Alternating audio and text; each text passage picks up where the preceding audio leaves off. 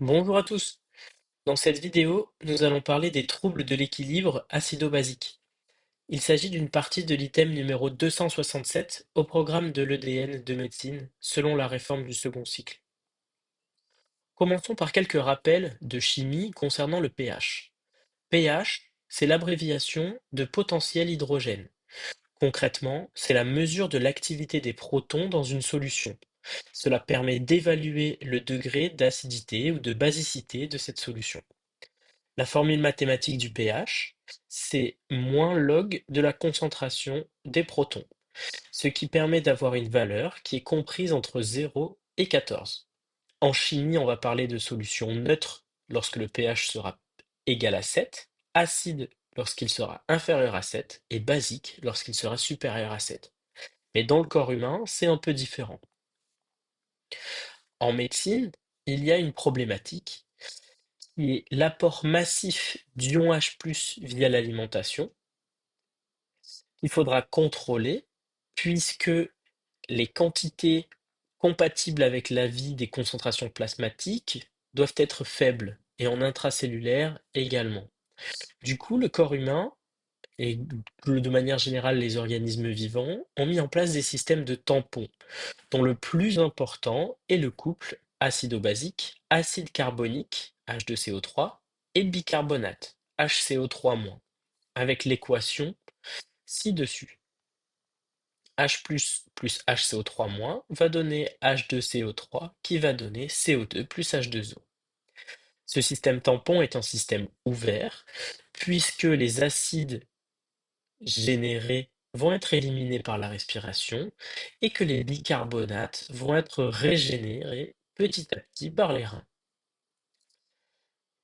Il existe l'équation d'Anderson-Hasselbalch qui dit que le pH est égal à 6,1 plus le logarithme de la fraction HCO3- divisé par H2CO3. Ou écrit autrement, le pH est égal à 6,1 plus le logarithme de la fraction HCO3- divisé par 0,03 fois la PCO2. Et du coup, on comprend que les variations du pH sanguin vont s'expliquer en cas de modification soit de la PCO2, soit des bicarbonates, soit des deux. Les principales sources d'acides dans l'organisme humain, on a parlé des acides volatiles que sont le CO2 généré par le métabolisme cellulaire des glucides et des lipides, et donc en situation physiologique, comme on l'a dit, cet acide volatile va être éliminé par les poumons, et en situation normale, il ne va pas y avoir de modification du pH. Par contre, en cas de problème pulmonaire, et notamment en cas d'hypoventilation alvéolaire, c'est-à-dire en cas de défaut d'élimination, on va faire face à une acidose respiratoire, par exemple. Mais il existe également des acides fixes qui sont plutôt issus du métabolisme protéique, comme l'H2SO4, H2PO4, HCl. En situation physiologique, ces acides fixes vont être tamponnés, puis éliminés par les reins.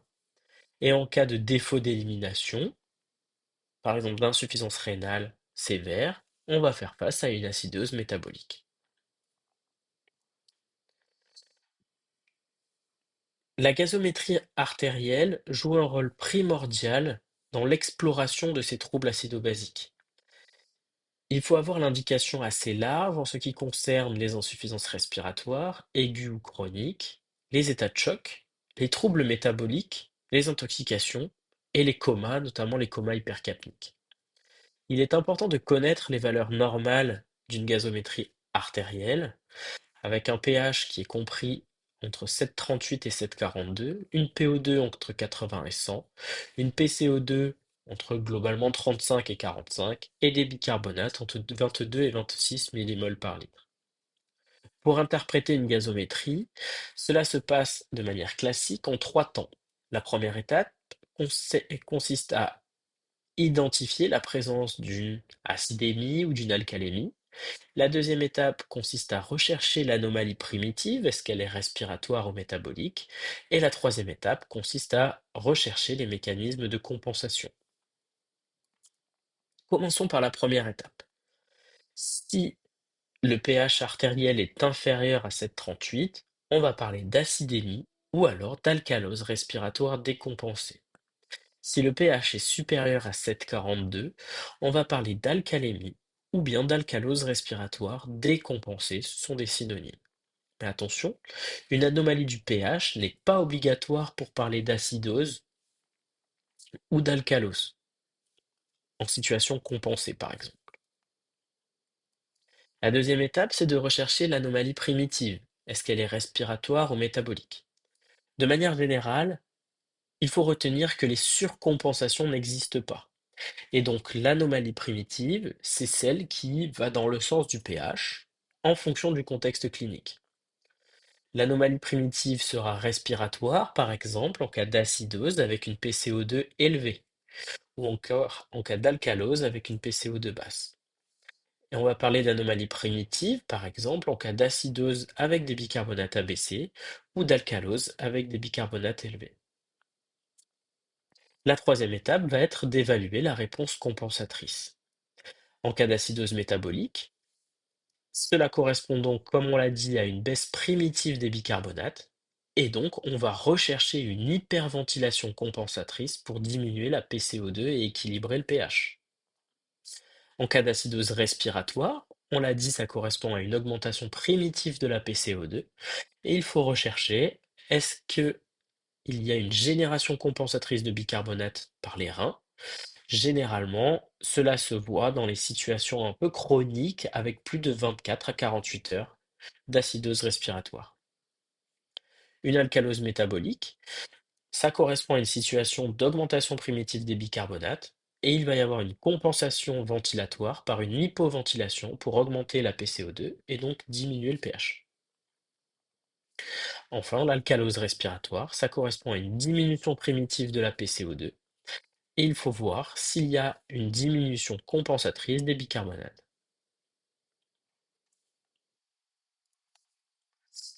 Si vous faites face à une acidose respiratoire, une acidose métabolique, pardon, il faut savoir raisonner. Cela nécessite plusieurs étapes. La première étape est d'évaluer la compensation attendue avec la PCO2. Il existe une formule. La PCO2 attendue doit être égale à 1,5 fois la concentration en bicarbonate plus 8 mm de mercure plus ou moins 2. Il va y avoir trois situations d'acidose métabolique simple lorsque la PCO2 mesurée est égale à celle attendue. Acidose métabolique mixte quand la PCO2 mesurée est supérieure à la PCO2 attendue. Et l'acidose métabolique complexe quand la PCO2 mesurée est inférieure à la PCO2 attendue.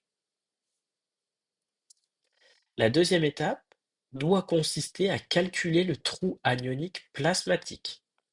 Le trou anionique plasmatique a une formule, ci-contre, qui consiste à ajouter les ions chargés positivement et à soustraire les ions chargés négativement, le Na+, plus K+, moins Cl-, moins bicarbonate. Un trou anionique normal doit être égal à 16 plus ou moins 4 millimoles par litre. S'il est normal, cela correspond à une acidose métabolique, donc avec une baisse des bicarbonates, qui est compensée par une augmentation du chlore. On parle d'acidose métabolique hyperchlorémique. Dans ce cas-là, on s'oriente soit vers une cause rénale, soit vers une cause digestive, et ce qui va permettre de faire la différence, c'est finalement le calcul du trou anionique urinaire. On le verra dans la diapo suivante. Si le trou anionique est augmenté, c'est-à-dire que les bicarbonates diminués sont remplacés par un anion qui n'est pas dosé, qui n'est pas pris en compte dans le trou anionique calculé. Ça peut être par exemple le lactate, dans les états de choc avec acidose lactique. Ça peut être le cas dans une acidocétose, diabétique, alcoolique ou de jeûne prolongé. Ça peut être le cas des intoxications, salicylée, éthylène-glycol, méthanol, etc. Et ça peut être le cas également en cas d'insuffisance rénale sévère, aiguë ou chronique. On l'a vu, si le trou anionique est normal, donc en cas d'acidose métabolique hyperchlorémique, il faut regarder le trou anionique urinaire. Pourquoi? Parce que L'élimination rénale de l'acidité, donc des ions H+, se fait grâce à l'élimination des ions ammonium, NH4+. Or, l'ammonium n'est pas dosable au laboratoire. Du coup, il faut l'estimer par le calcul, et donc on utilise le trou anionique urinaire qui est le reflet inverse de la concentration en NH4+. Le trou anionique urinaire, c'est sodium plus potassium moins chlore. En situation physiologique, le trou anionique urinaire, il est discrètement positif. En cas de trou anionique urinaire négatif, cela veut dire que la concentration en NH4+ dans les urines est élevée et cela signe une bonne réponse rénale, adaptée. Et du coup, la cause de la perte en bicarbonate est une cause digestive, probablement liée à des diarrhées ou à une iléostomie très productive, etc. Si le trou anionique est positif urinaire, cela veut dire que la concentration en NH4+ dans les urines est basse, ce qui veut dire que la réponse rénale n'est pas adaptée. Dans ce cas-là, il faut suspecter une cause tubulaire et il faut probablement se rapprocher des néphrologues qui feront un diagnostic en fonction du contexte clinique, des comorbidités, des traitements entrepris, mais aussi de la kaliémie et du pH urinaire. Plusieurs lésions au niveau des tubules rénaux peuvent être suspectées. Devant une acidose respiratoire maintenant, comment faut réfléchir? Il faut bien discerner deux grands cadres nosologiques. Il faut suspecter les causes d'origine pulmonaire pure, comprenant la bronchopneumopathie chronique obstructive, l'emphysème sévère, la réduction parenchymateuse suite à une chirurgie ou un traumatisme, ou des pneumopathies inflammatoires, des maladies auto-immunes, etc. Vraiment des causes pulmonaires qui peuvent donner, souvent en cas d'exacerbation ou de contexte post-opératoire, des acidoses respiratoires par finalement hypoventilation alvéolaire. À côté de ça, on a les causes extra-pulmonaires qui peuvent correspondre soit à une défaillance du contrôle ventilatoire, donc c'est plutôt une atteinte neurologique, une atteinte du cerveau, une atteinte des centres respiratoires dans le tronc cérébral, ou même une atteinte des récepteurs, notamment des chémorécepteurs périphériques au niveau des carotides par exemple. Il faut enfin suspecter une défaillance de la pompe ventilatoire en cas d'atteinte neuromusculaire, par exemple une une maladie neuromusculaire ou une atteinte de la cage thoracique. Si l'on s'intéresse au traitement de ces troubles acido-basiques, la première chose qu'il faut faire, c'est identifier la cause et la traiter. C'est primordial. Si vous avez une acidose respiratoire qui n'est pas compensée, il faut discuter de ventiler mieux les malades et donc ça va passer par la pression positive, hem, pour le syndrome d'apnée du sommeil par exemple, la ventilation non invasive chez les BPCO ou la ventilation invasive en réanimation par exemple. En cas d'acidose métabolique, pour les situations aiguës, il va falloir discuter l'alcalinisation par des bicarbonates de sodium en intraveineux. C'est généralement indispensable en cas d'acidose métabolique hyperchlorémique ou des intoxications à discuter. C'est discutable dans les acidoses lactiques. Ce n'est pas conseillé dans les acidocétoses parce que généralement l'insuline et la réhydratation par glucosé suffisent. Et c'est à éviter en cas de surcharge hydrosodée, d'hypokaliémie ou d'hypocalcémie. Dans ces situations-là, par exemple, l'épuration extra-rénale a toute sa place, surtout si l'insuffisance rénale aiguë est organique. En cas d'acidose métabolique chronique, l'alcalinisation par bicarbonate peut également se discuter, euh, généralement pair-os. L'objectif étant d'obtenir des concentrations en bicarbonate supérieures à 22 millimoles par litre pour éviter une fonte musculaire, une déminéralisation osseuse ou des retards de croissance chez l'enfant.